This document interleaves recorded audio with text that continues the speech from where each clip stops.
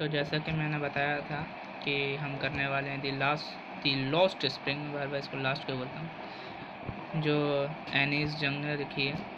तो हम इसको शुरू करते हैं। अभी मैं वो निकाल लूँ ज़रा। ओके, तो ये है हमारी स्टोरी, चैप्टर नंबर 2 है lost spring, story of stolen childhood.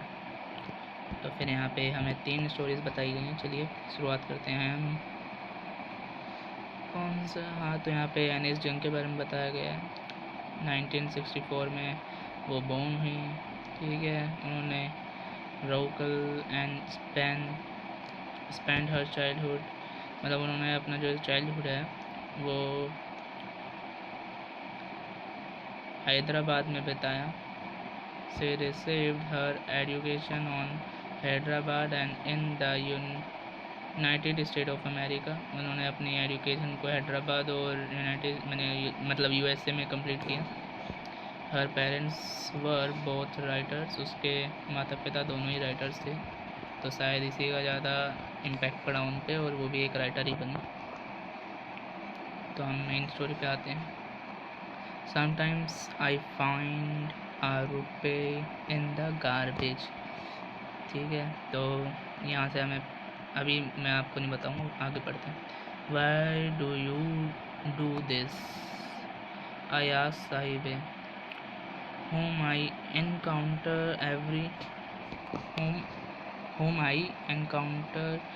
very morning,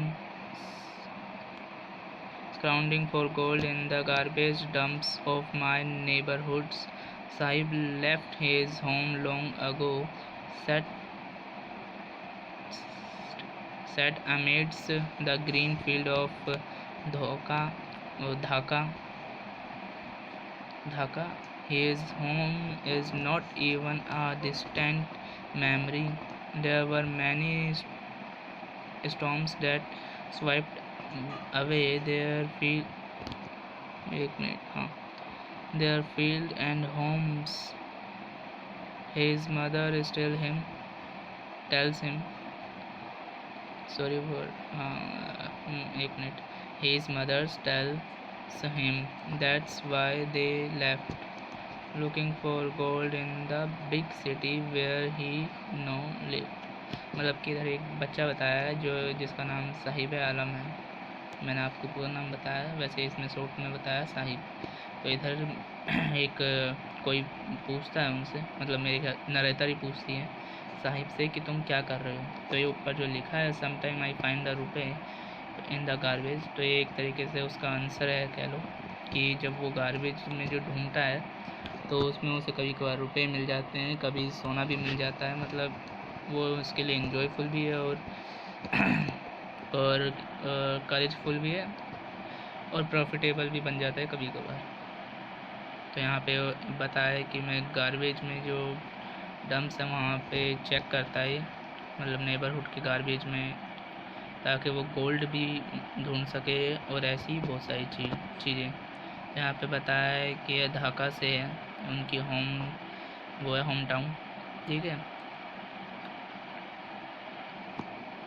मतलब कि अब इनके पास उनका होम नहीं है, मतलब कि वो यहाँ से छोड़ के अब यहाँ पे आ गए हैं, जहाँ पे अभी वो रह रहे हैं, एक सिटी में आए हैं, ठीक है। तो यहाँ पे उन्हें ये काम करना पड़ता है, मतलब कि उन्हें अपनी जगह छोड़ के आना पड़ा यहाँ पे, क्योंकि वहाँ पे उन्हें खाना नहीं मिल पाता था। तो इस कारण से उसकी जो माँ है उससे बोलती है कि हमें पैसा भी चाहिए। दैट्स वाई दे लेफ्ट, इसके कारण ही हम वहाँ से आए हैं, मतलब इधर बताया। मेरे को इसमें एक बात यही बुरी लगती है कि मतलब ब्राउज़र में तो डायरेक्ट मिल सकता है, लेकिन इसमें हम डायरेक्ट वर्ड का मतलब डायरेक्ट दिखा नहीं सकते हैं। रुकिए जरा, हाँ, तो मैंने अब इसे इसमें खोल लिया है, इधर से हमारे लिए बहुत इजी हो जाएगा। तो ढाका सा आया, ये सब मैंने आपको बता दिया, ठीक है। तो ये स्वाइप का मतलब मैं एक बार जानना चाहता था और आपको भी बताना चाहता था। स्वाइप नाम कहते हैं इसको स्वाइप बोल रखा है यहाँ पे। तो इसका मतलब होता है clean an area by brushing away dirt और litter, okay. Sweetly and smoothly, मतलब कि आराम से, या फिर कोई एक ऐसा एरिया जो उसको साफ करा जा रहा हो, मतलब कि गंदा ही मान लो कि गंदा एरिया, ठीक है। स्क्रॉन्गिंग सर्चिंग फॉर अमीट्स इन द मिडल ऑफ, मतलब ये मतलब मीनिंग्स है उनके। स्क्राउंड के सर्चिंग फॉर होता है, इसका मतलब जो यहाँ पे लिखा था ये रहा, ठीक है। तो ये एमिट्स का मतलब होता है इन द मिडल ऑफ, मतलब कि इनके बीच में। मैंने एमिट्स भी यहाँ पे देखा था, emits emits where is this, ये रहा सेट एमिट्स, ठीक है। तो यहाँ पे every morning the writer see a young rag picker boy who visit the garbage dumps near her house and searches for gold in it, मतलब कि एक, मतलब जो राइटर है वो कहती हैं कि हर सुबह एक रैग पिकर आता है, एक लड़का आता है जो कि गार्बेज और डंप्स में देखता है कि, मतलब गार्बेज डंप में देखता है उसके नियर, मतलब उसके घर के पड़ोसी का, इसके मुताबिक तो पड़ोसी का देखता है और उधर गोल्ड ढूंढने की कोशिश करता है, मतलब गोल्ड सर्च करता है। The writer says that the search for gold ironical, जो गोल्ड के लिए सर्च कर रहा है वो एक आयरनिकल ही है, मतलब कि हम चाहते क्या है और होता कुछ और है। आपको मैं इनका डायरेक्ट मतलब बता दूँ, वैसे पता होगी आप लोगों को, यानी कि इन एन आयरनिक मैनर, जैसे कि हाउ एवर नोबल, मतलब कंपैरिजन कह लो एक तरीके से, used in reference to the paradoxical and expected, और मतलब कि जो चीज़ हो नहीं सकती वो चीज़ होने की आशंका। कि तुम एक तरीके से गार्बेज में तुम ढूंढ रहे हो सोना, हाँ जैसे कि यही, जैसे गार्बेज में तुम सोना ढूंढ रहे हो, स्पेस में तुम ज़िंदगी ढूंढ रहे हो। स्पेस में मतलब कि उसमें कभी ब्रह्मांड में, सिर्फ स्पेस में पता लगा तुम लोग को कि हाँ भाई अर्थ भी है, उसमें भी ज़िंदगी है, इसलिए पहले ही बता दूँ। तो मतलब जो चीज़ पॉसिबल नहीं है उसको तुम पॉसिबल सोच रहे हो कि वो पॉसिबल है। एक minute. Because although the garbage dump is full of useless, मतलब कि गार्बेज डंप यूजलेस से भरा हुआ था, मतलब अनचाही चीज़ों से। Thrown away things still he suffers, उसके बावजूद भी वो सफल कर रहा है। It shows mentally as if he will get something as precious as gold, मतलब ये सोच रहा है जो हमारा साहिब आलम है, वो फिर भी उसे सफल कर रहा है बार बार ये सोच के कि मुझे कोई गोल्ड मिल जाए, मतलब गोल्ड कुछ जैसा कुछ मिल जाए। दी बॉयज़ नेम इज़ साहिब, जो बॉय का मतलब जो लड़का है उसका नाम साहिब बताया था। हिज हाउस इन ढाका, उसका घर ढाका में, जैसे ऊपर बताया था, was in the middle of Dhaka and was in the middle of, जो ढाका है वो मिडल में है किसके, ग्रीन फील्ड के, लॉस ग्रीन फील्ड के। They had left it many years ago, उन्होंने छोड़ दिया था उस जगह को काफ़ी साल पहले। And he does not remember it any more, अब उन्हें याद भी नहीं है वो जगह कैसी थी। His mother had told him that there were many storms which destroy their homes and field, उनकी जो साहिब की माँ ने उसे बताया कि वहाँ पे बहुत ज़्यादा स्टॉर्म्स आते थे जिसके कारण उन्होंने वो जगह छोड़ दी, ठीक है। So that left home and shifted to the cities in search of gold, वो उस जगह को छोड़ के फिर सिटी में आ गए और सोने की तलाश में, मतलब असली सोने की। कभी तुम सो जाओ वहीं पे बैठ के। दी राइटर अगेन सेज, ए सोना मत अभी, हाँ। दी राइटर्स अगेन सेज, जो राइटर है फिर से कहता है, looking for gold in a big city, मतलब कि बड़ी शहर में गोल्ड ढूंढ रहा है वो बच्चा। गोल्ड हेयर रेफर्स टू, मतलब अब इधर बताया जो गोल्ड है वो रेफ़र करता है to something precious which was not available in their home town, मतलब कोई ऐसी चीज़ जो उनके होम टाउन में नहीं थी, मतलब स्पेशल हो वो चीज़। गोल्ड से मतलब इनका ये नहीं है कि असली का सोना, इनका मतलब, और ना ही वो वाला सोना। इनका मतलब है कि कोई ऐसी चीज़ जो उनके इस्तेमाल में आए और उनके लिए बहुत ज़्यादा अहम है। ठीक है, तो यहाँ से हम आगे चलते हैं। विच वाज नॉट, ठीक है। थिंग्स लाइक शूज़, जैसे कि इधर बताया एग्जांपल भी है, शूज़ हो गया, मनी हो गया, बैग्स हो गया और एक्सेट्रा, जैसे घर हो गया, बड़ा घर हो गया, अच्छे कपड़े हो गए, ये सारी चीज़ें उनके लिए बहुत ही खास हैं। For the child and food, children and food, clothing, मतलब वही सारी चीज़ें, क्लॉथिंग, शेल्टर, और मतलब बच्चे के लिए फूड, खाना, क्लॉथिंग और घर, ये सब बहुत ज़्यादा इम्पोर्टेंट है सर्वाइवल के लिए, फॉर देयर पेरेंट्स, और उनके पेरेंट्स के लिए। मतलब बच्चे के लिए यहाँ पे दिखाया पैसा, एक बैग, जूते और ऐसी चीज़ें, और उनके माता पिता के लिए दिखाया रहने को घर, कपड़े और खाना। मतलब कि जो नॉर्मली सब चाहते हैं कि एक घर हो, एक मकान हो, मतलब एक मकान हो, ठीक है, तन पे कपड़े हों, खाने के लिए खाना हो, 2 वक्त का, 2-3 वक्त का, मतलब जितना भी खाते हैं। माता पिता के लिए ये होता है इम्पोर्टेंट। जो बड़े लोग होते हैं, बड़े लोग तो वैसे कहूँगा नहीं पेरेंट्स ही बोलूँगा ज़्यादातर। ठीक है, the boy searches for such precious things in the garbage dumps one day. The writer question, मतलब जब वो सर्च कर रहा था तो एक दिन जो राइटर है हमारी एम्स जंग ने उनसे पूछा साहिब से कि तुम ये क्या कर रहे हो। Ask him the reason for suffering through the garbage, मतलब गार्बेज को तुम सफ़र क्यों कर रहे हो। I have nothing else to do, तो साहिब ने बोला मेरे पास कुछ भी नहीं है करने के लिए। ही मैटर्स लुकिंग अवे, उसके बाद वो कहीं और देख लो।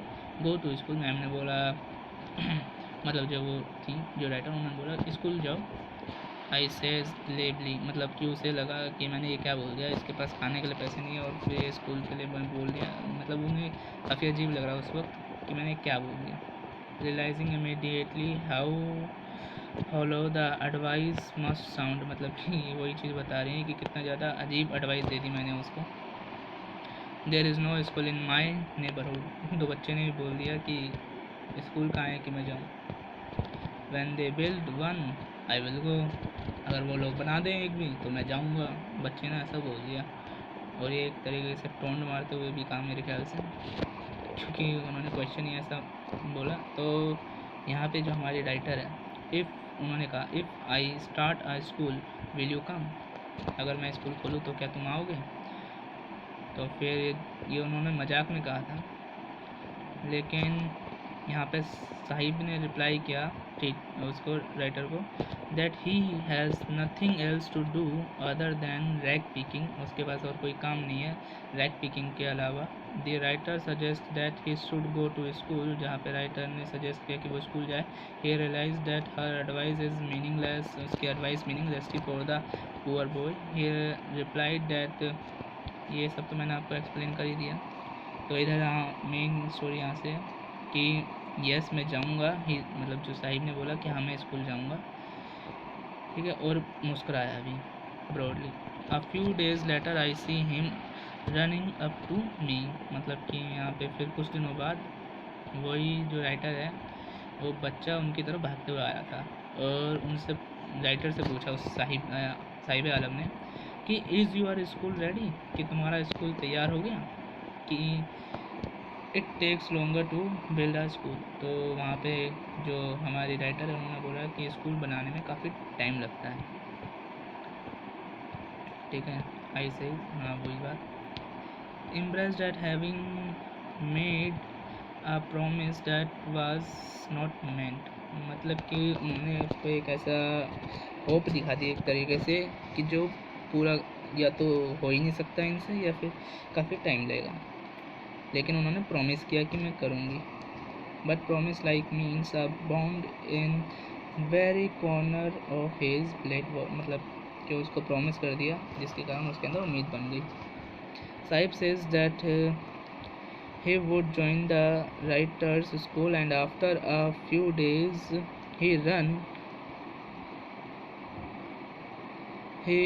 runs up to her to ask whether her school is ready, तो मतलब रोज़ आता पूछता कि स्कूल अब रेडी है। The writer reply that it take a lot of time, मतलब वही सब बता रहे हैं, ठीक है। Well the school still she felt ashamed at making a flash promise, मतलब कि उसे लगा कि मैंने एक झूठा प्रॉमिस दे दिया उसको, एक होप दे दी है। She had said his this has a joke, कि एक मजाक, and had never intend to open a school, कि वो स्कूल खुलेगा ही नहीं। So she felt ashamed of herself, मतलब कि उसे खुद को बुरा लग रहा था। Sahib was not hurt because, मतलब लेकिन साहिब को बुरा नहीं लगा, because he was used to such false promise, मतलब कि उसको पहले भी ऐसे बहुत सारे झूठे प्रोमिस किए गए हैं बहुत सारे लोगों के द्वारा। Large number in their empty world, मतलब दुनिया ने उससे बहुत सारे खोखले वो किए हैं प्रोमिस, वादे।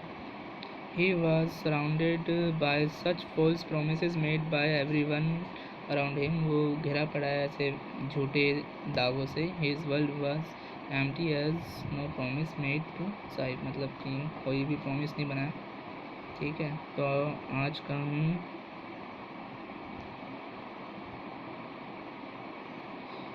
का हम इस पैराग्राफ पे लास्ट कंप्लीट करते हैं, ठीक है, या फिर अभी यहीं पे ख़त्म कर देता हूँ, या फिर इतना, चलो ये पढ़ा देता हूँ। After months of knowing him I ask him his name, मतलब कुछ महीनों बाद उससे जो वो है राइटर, उन्होंने नाम पूछा पूरा। साहिब आलम, उसका नाम पूछा। ही अनाउंस, मतलब उसने जो हमारा हीरो कह लो, हीरो है, उसने बताया मेरा नाम साहिब आलम है। He does not know what it means, उसे उसका मतलब नहीं पता था अपने नाम का। If he new it's means, अगर वो जानना चाहता है तो इसका मतलब है लॉर्ड ऑफ द यूनिवर्स, मतलब कि पूरी यूनिवर्स का राजा, या फिर गॉड कह लो। He would have a hard time believing it, मतलब उसके काफ़ी टाइम लगेगा इस पर भरोसा करने पे। अनोइंग, मतलब क्योंकि अजीब है कि वो तो कहीं से भी दुनिया का राजा नहीं है, हाँ लेकिन गार्बेज का राजा जरूर लगता है कभी कभार, मेरे हिसाब से तो गार्बेज का ही राजा है वैसे, ठीक है। तो नेम रिप्रेजेंटेड, मतलब कि इधर एक आयरनी दिखाई गई है कि वो है क्या और क्या क्या है, ठीक है। ही roams the street with his friends and army of barefoot, मतलब कि उसके जो फ्रेंड्स की जो आर्मी है उसे बोलते थे बेयर फुट आर बॉयज़, क्योंकि वो कभी जूते नहीं पहनते थे और ना ही चप्पल, वो नंगे पैर ही घूमते थे। बेयर फुट का मतलब नंगे पैर होता है। Appears like a morning birds, जैसे सुबह मॉर्निंग बर्ड्स आ जाती हैं, एंड डिस्पायर एट नून, वैसे ही वो भी सुबह आते हैं और शाम को गायब हो जाते हैं। Over the month I have come to recognise each of them, मेरे को काफ़ी टाइम लग गया उनको पहचानने में। He would have a hard time believe it, उनको काफ़ी टाइम लगा उसको बिलीव करने में। It would be difficult for him, अच्छा ये मीनिंग है मेरे ख्याल से, हाँ मीनिंग है, ठीक है। तो यहाँ पे ये ख़त्म होता है, बाकी बातें हम कल करेंगे। ओके, टाटा सायोनारा, और अच्छी लगे हो तो लाइक कीजिए, सब्सक्राइब कीजिए, और हो सकता है इसमें 3 पार्ट लग जाएँ, लेकिन मैं कोशिश करूँगा 2 पार्ट में कंप्लीट करने की। Okay bye.